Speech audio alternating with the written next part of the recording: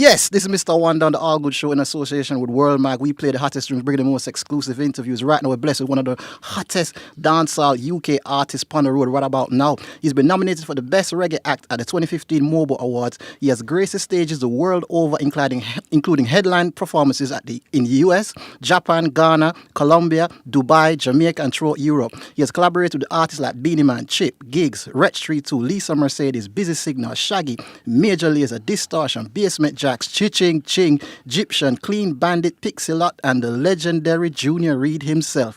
He gave you hits like My Youth, Call Me a Leader, No Man to Me Think, Jamaican Living in Britain, Swagger Them, and the runaway hit Soundboy, which peaked at number 18 on the UK National Singles Chart and racked up in excess of 2 million views on YouTube. He's even good friends with the fastest man that ever lived and featured on the soundtrack for Usain Bolt's I Am Bolt. Is there anything this man can't do? We're talking about the hit maker, who put the G in England. It's the one and only Stylo G. Yo! The intro there sound like a whole CV. Could I get a new job with that intro there? Bridget, are you do the work, though? Are you do the work, yo? It just remind me, I feel a whole while ago when I reached that intro there, boy. Yo! I'm like, that's a lot of work. A lot of work, though. Jeez. You understand? You've been putting in the work. But, Bridget, I must admit, it look like you've always been building it and building it and building it. Even though this is like, I think the third time I've interviewed you now, and every time I interview you, it's like better. Exactly. There's more to talk about. You understand? And that is a mark of somebody who's making progress into the business. So you've been here a minute, but what I like as well is that it's no hurry come up thing. It's like you build a platform on the street. Get the street behind you.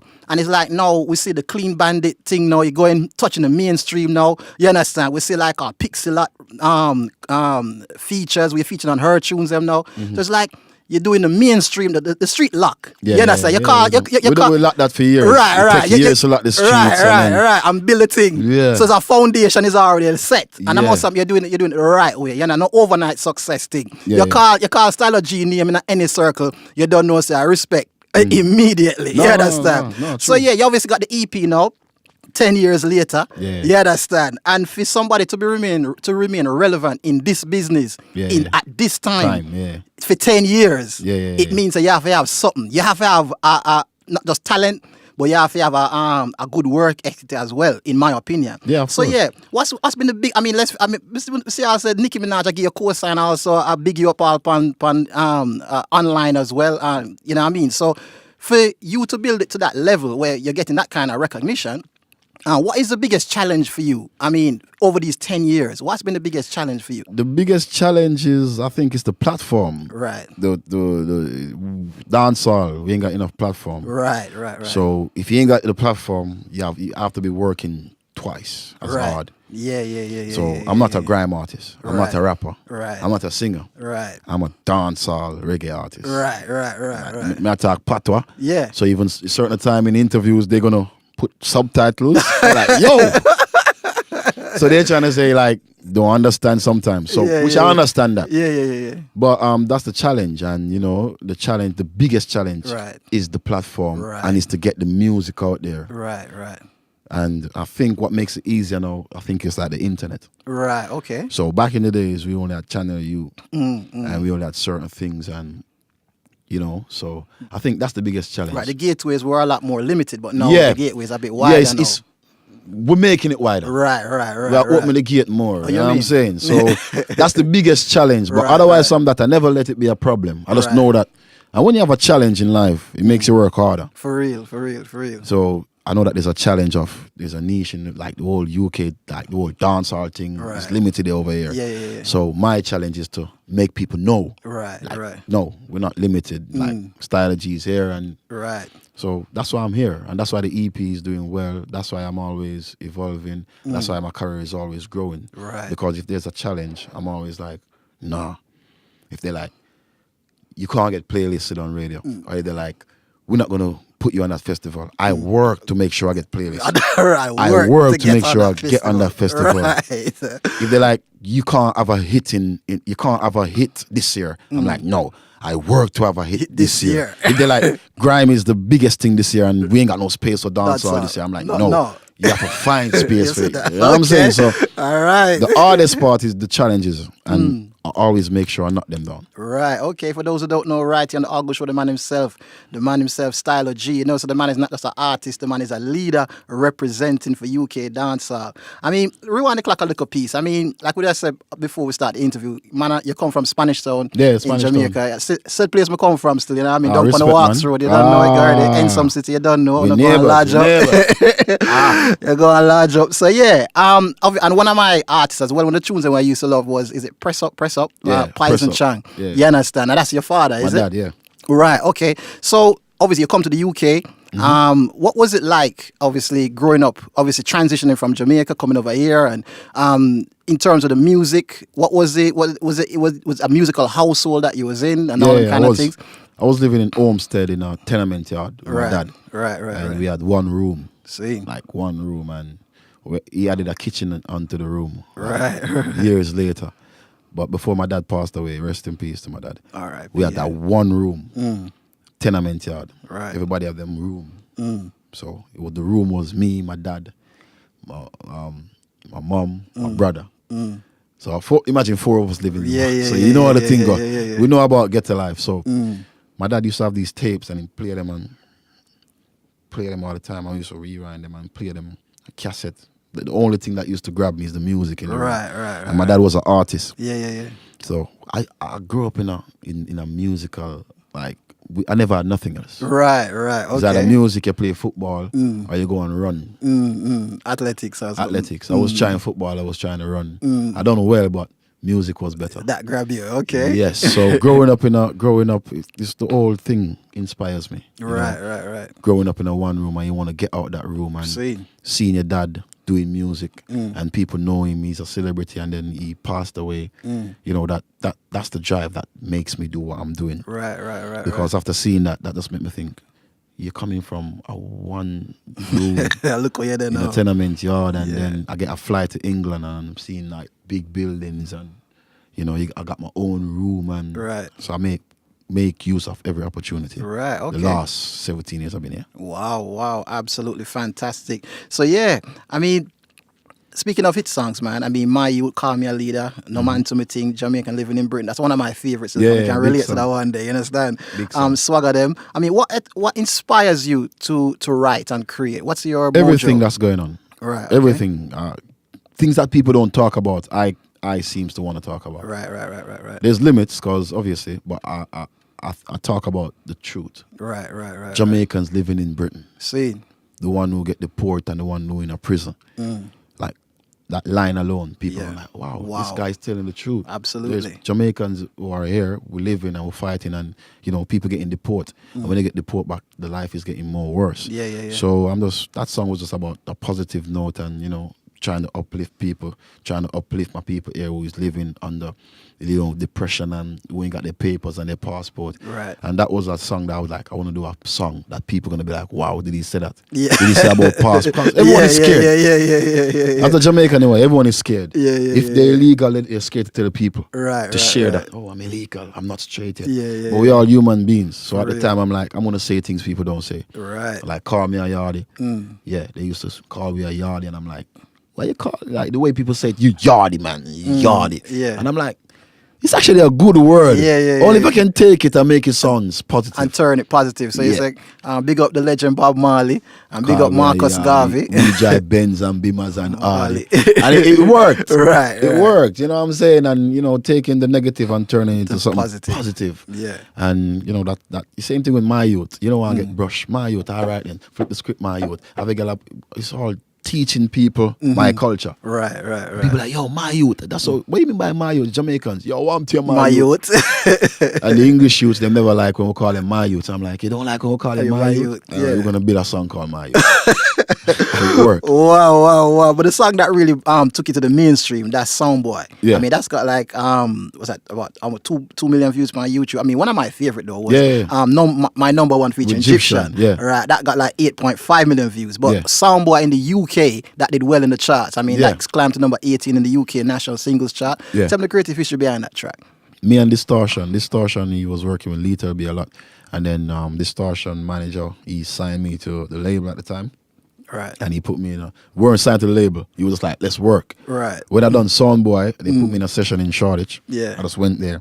He was like, yo, he was like a little energy guy. And he's like, yeah, man, let's make something, man. From Amsterdam. He's like, yeah, man, I like your music. And he just start making the rhythm. And I make the song there like in an hour. See, okay. 2 hours, we finish the song. Wow. We send it to the label.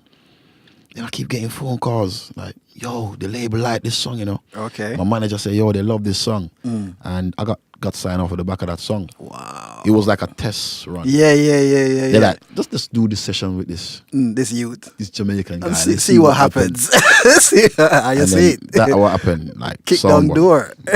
knock. Kick down door with no major backing or nothing like that. You understand? It was just a natural thing, and then after that, me and Distortion and became friends and little energy. Like they will make the Sister Nancy one bad. They'll make Move Back, and then it's crazy. And after that, he done Festus Scan for Lethal. They might see me, my Lambo and all that. So you know, it's all about the natural energy, and that's how that song came about. It's the guy from Amsterdam and the guy from Jamaica linking up in London.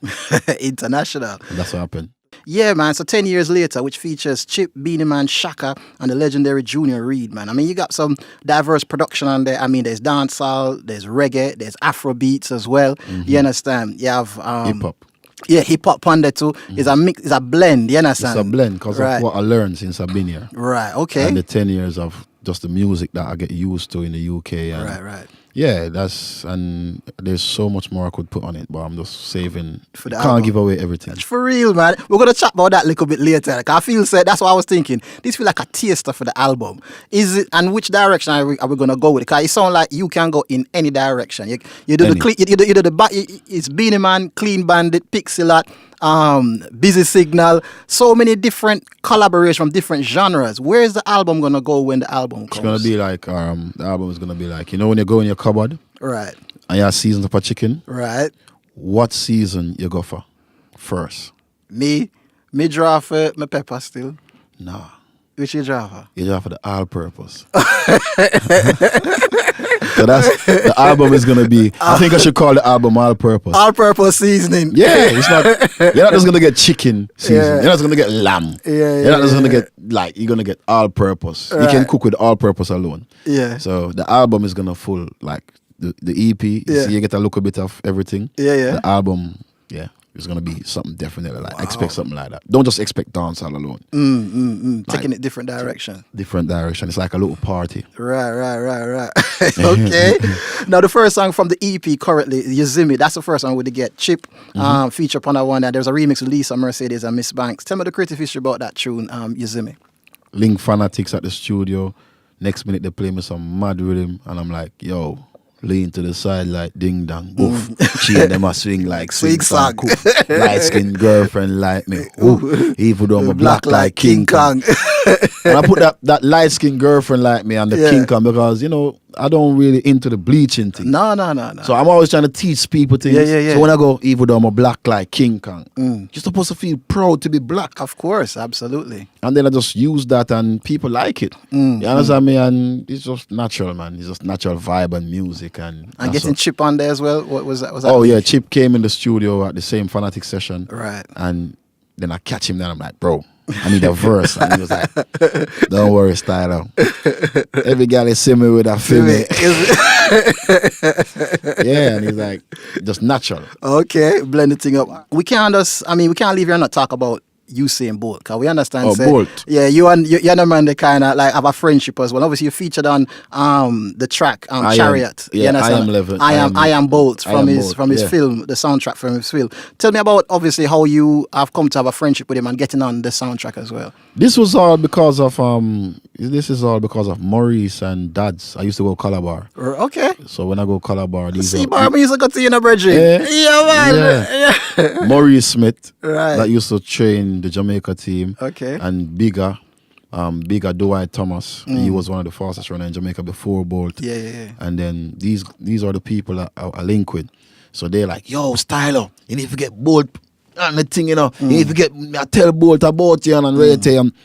Yeah, and then my brethren, Andre Murray, his name is Twit. He used to run for Jamaica and Calabar as well. Yeah. And when Usain came here for the Olympics, they were just like playing him my song, giving him my song, feeding him like, yo, this is the youth. And straight after Usain finished the last race, Right. he came to Puma House, Puma Yard. Right. Puma invited him to an event. And then that was it. He came and they like, Stylo, Right. you're going to perform for both. I'm like, huh? Gave me the mic and that was it, you know. Wow. From there I respect him. I'm like, yo, bro, trust me, have a look, you know what I'm saying? Then I Rap go for Jamaica, see him in the clubs, you know, it's just like a natural thing. See, okay. What about I mean the tune itself, getting on the tune, was that like it was a natural thing from there, like speaking to him, getting you on the The Chariot, soundtrack? that was done by the record label. I done that song with Will Sims, and then the record label Island Records. Right. They was like, yo, we need to start with, you know, they fix things. Right. Make it happen. Make it happen. You have a Usain Bolt movie. Yeah. Who represent Jamaica in Right, England? right. Oh, They- Stylo G. right. And it just happened naturally. Right, let's make that happen. Okay, boy, I've Breadman. Yeah, Boy, Breadman, you can't go Junior around that Reid. Junior Reid. After- You have obviously 10 metric ton 10 Beanie Man. Beanie Man, yeah. Which one of them I mean, the time is running out, pan. You understand? Which one of them would you want to play out? Tell me about and play out, pan. All right. Two of them bad, but I want to play the Beanie Man first. Okay, Because cool. the cool. Beanie Man is a king, the legend. You know, when I link up with Beanie Man in Jamaica, he told me a lot of things that he looks up to my music and he's a fan of my music. Okay. So from there, like, wow. He's in the Yosemite video as well, isn't he? Yeah, the remix. Yeah, the remix. So I'm like, okay, let's work. So me and him link up and we just made a song, shoot the video in Dubai. Quickly, run me through that one. I mean, Junior Reid. I was in Jamaica at a party and Bridget said, yo, Junior Reid behind us. So I said, oh, see the Rasta them. You know the Rasta. Screw a little bit. Screw a little bit. Rasta to a smile with the gang. And you see me with the crew and if the guy, Bridget introduced me and I'm like, yo, boom. I'm like, yo, I need a song with Junior Reid. After I finish the introduction, I'm like, twang. This is where we at. One blood. Imagine getting Junior Reid on a chop rhythm. For real. And then I just went to his studio the next day, link him up. I'm like, yo, let's do this. And he's like, yeah, man, them tell me about you. Say, are you like England? Let's work. I got Stephen. I was getting rhythm from Stephen like a couple of days before. And I Right. picked that rhythm from Stephen. Right. Next minute, we have a track. Wow. Fly to Jamaica, shoot the video. Boom, bang. Everything organic. Breadman people. But yeah, what's next? I know you have a launch party for the EP Yeah. on the 1st of February. 1st of February. So Yeah. you're all invited to come down. Just come and chill, you know. We don't have, just have a vibe. Dancehall, reggae music playing, you know, the EP. I'm going to perform some of the songs. Where's that going to be? Brixton Jam in Brixton. Right, 1st of February, 1st yeah? of February. Okay, want to tell people your Insta, your whole Yes. social media My thing? social media is official Stylo G. Any other Stylo G, just delete them. Official style. Yeah. Well, brethren, it's been indeed a pleasure. No, and I'm thanks. looking forward to the next interview because I know you're going to build the thing even bigger. Ah, we're come going to on. hear, so Bridget, you get Beyonce up on the thing. Couple years later, you're gonna still get your interview because I remember the love. Trust All me. right, I'm going to say, you get Beyonce up on them, you get Jay-Z up Come on on, this. Wormag is like family. All Wormag, right. come on. Bless her. Cool.